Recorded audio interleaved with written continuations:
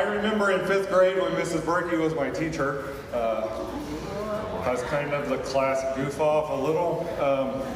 Me and a friend went out on the playground, and it just got done raining, so we had this brilliant idea.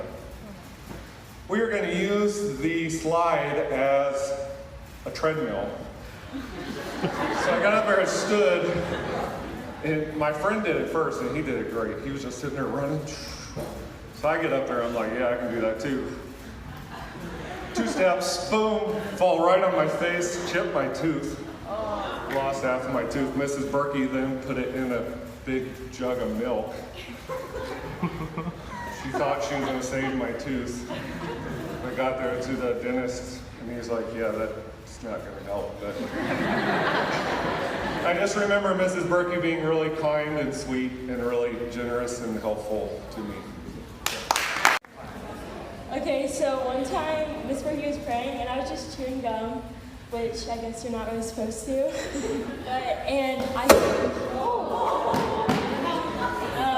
I was chewing my gum, and then I choked on my gum during prayer, and everyone just stopped, and I was still choking, and I was like, and then no one was helping me, but then I finally got the gum out, and then she just continued. So mine isn't really like a story of Mrs. Berkey, it's more like a Berkey conspiracy theory. So our class has this running gag that we've never seen Mrs. Berkey's husband. He would leave notes, whatever, and kind of be there and in spirit or whatever, but we've never seen him. So we have this running gag that he's an FBI agent, a CIA agent. CIA agent. So he's secret, and every time we bring it up, we're like, she says, he's off on business or something. We're like, oh, he's on a secret mission. He's on business. He's really on a secret mission for the CIA. And every time she shoots us down. So it hasn't been confirmed yet, but we're pretty sure it's true. So. All right, guys. So one time, it was last school year. Mrs. Berkey took me school supply shopping. I was also with Jilly, there. Yeah. and I bought a mango at Target with all my school supplies. So then I had to go through a separate line at Target because I had a mango. Well, also the mango was on sale. It was only $1. Yeah, it was only $1. So So naturally I had to buy a mango, right? Yes. And Mrs. Berkey was laughing at me. And then we went to dinner, and Mrs. Berkey wouldn't let me pay for my dinner, and she bought my dinner. So that was nice. That's all I got. Ooh. So back in freshman year? Yes, freshman year. Well, we all invented a word with Mrs. Berkey. So I had very bad posture freshman year. I was always just, give me this. I was like, give us an example. I was just like this, all through class period. And she's like, Will, what are you doing? You're collapsing and slumping at the same time. And we all just look at each other. And we go, collapsing! That's a fun time. I just remember last year a lot. I would work every day, and I would have morning workouts, and first period would be a struggle, and second period would be Mrs. Berkey's class, and it would probably be her worst part of the day is when I'll fall asleep in her class every single day. She just have to wake me up and just say, Daniel, get up. Sometimes she'll make me stand, and I'll be the only one standing in class, and we're all reading To Kill a Mockingbird, and I'm pretty sure it was a big stress for her, so I hope you feel better, and I'm sorry. I just want to say thank you for teaching me so much about acting in Marvin's room, and it was just a blessing to be able to work with you, Mrs. Stafford, on that, and just get a lot of new perspectives on what acting is and what it really means, and you guys do a great job of knowing how to deliver lines and all that, and you're just very knowledgeable, but also the love you just showed us. It was really unconditional, even when we couldn't get our lines down, you were still really loving and really sweet and would really bear with us even when it was getting really close to production week and we were all stressed out, but you were still really good and calm, and it was awesome. It was I was blessed to work with you. Okay, so I don't know what game exactly it was, but me and Mrs. Berkey played the same game, and I remember going home and playing it and oh, I gotta tell Mrs. Berkey I got to 96th level, and then just talking about Bob's Burgers with her, and Louise was my favorite because I feel like I am Louise, so So yeah. But thank you for like just having all those common like interests with me and talking with me about like my sports and stuff like that. So yeah, thank you. So, back in the summer, me and this one here were going to a concert downtown. The best night of my life. Anyway. And we stopped and saw Mrs. Berkey in the hospital on the way there.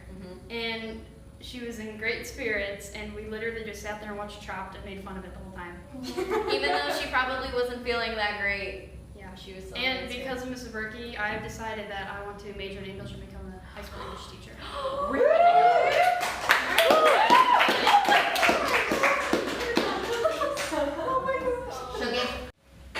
Okay, as you know, we just came off of leadership camp, and one of the big things we talked about in there was, you know, us as seniors, we can like leave such a big influence on some of the younger kids, and that's a big thing that you did for me. I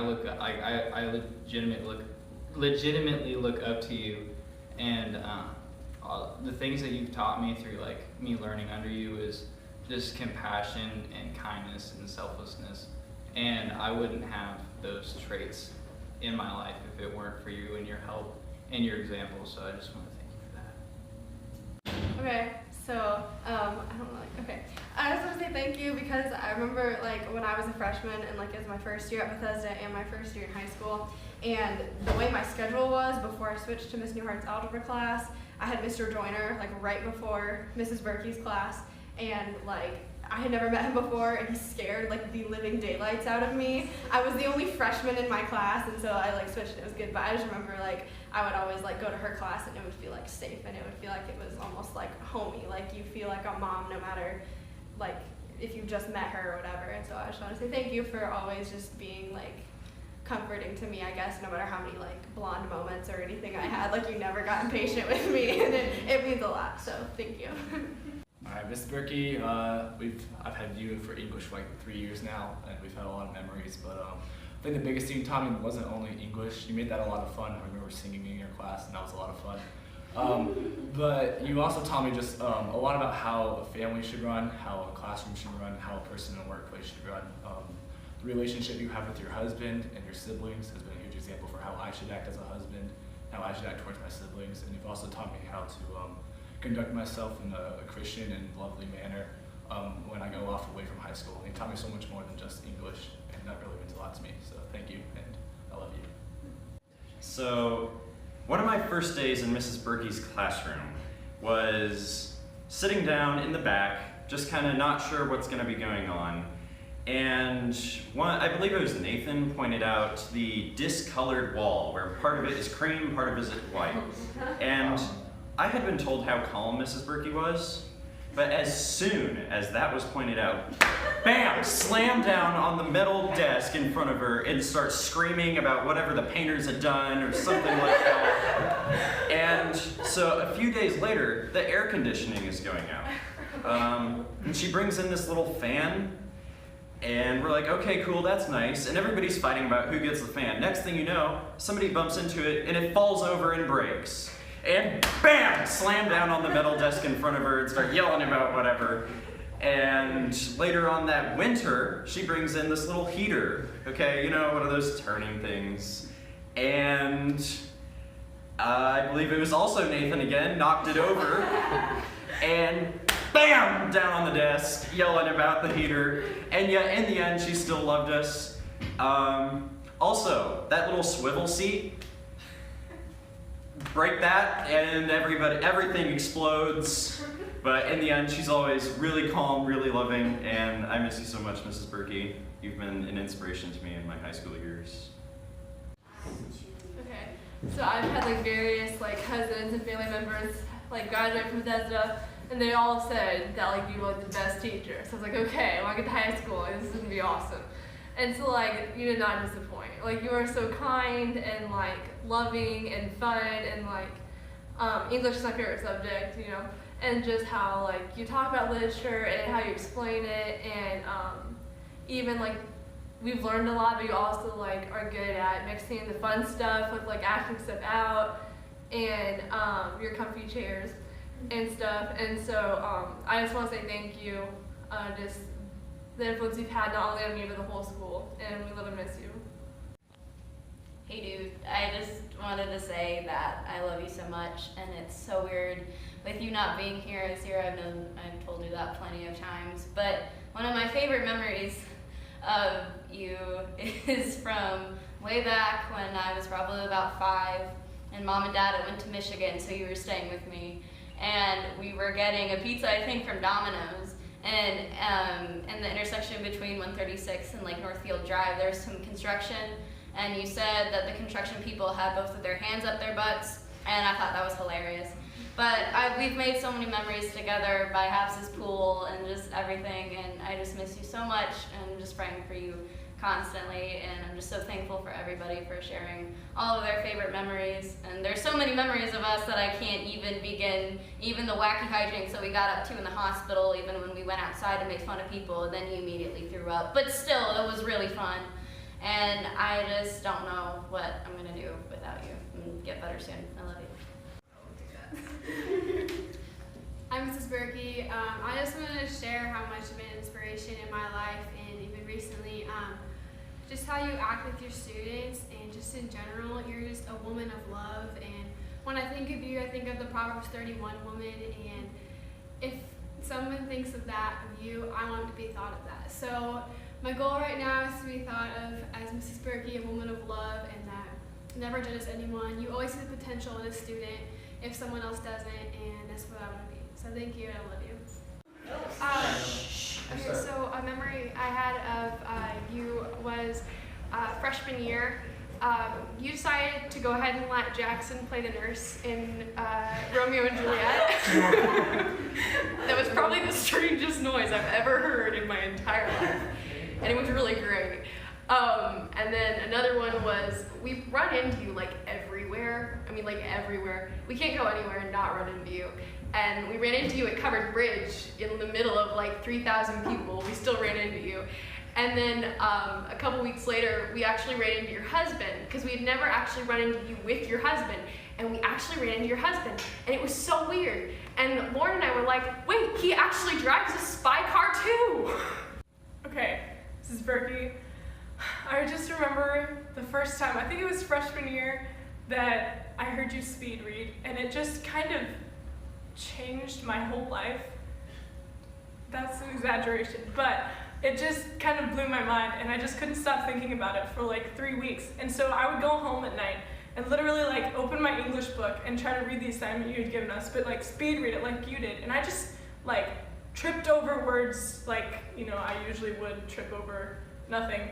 But I just always admired that about you. It's just a small thing, but just a really cool thing that you did. You know, as we think about teachers, you think about people who like love you and who expect a lot of you, and people that see in things in you that you don't see in yourself. Mrs. Berkey, you're one of those people. When I was here in high school, you told me that I did not have the worst handwriting at Bethesda. You told me I had the second worst handwriting of anyone at Bethesda, and that is something that I have held until this day when I am writing in front of kids in my own classrooms. Thank you, Mrs. Berkey. I love you. Because she shows love. They said she's the kindest person they've ever worked with in the hospital. She shows love. So even in this terrible thing, God's hand is at work, and we can all use that as a model as well. Okay? Let's pray. Okay, Mrs. Berkey, that is the video. We hope that you love it, that you take this as an encouragement, because we love you. You are just like everyone's favorite teacher. You're always there. It's so weird not having you here, especially our senior year. But so we're constantly praying for you. Like in every classroom, everyone's always like, don't forget about Mrs. Berkey. So we hope you get better soon. And we're just always praying for you.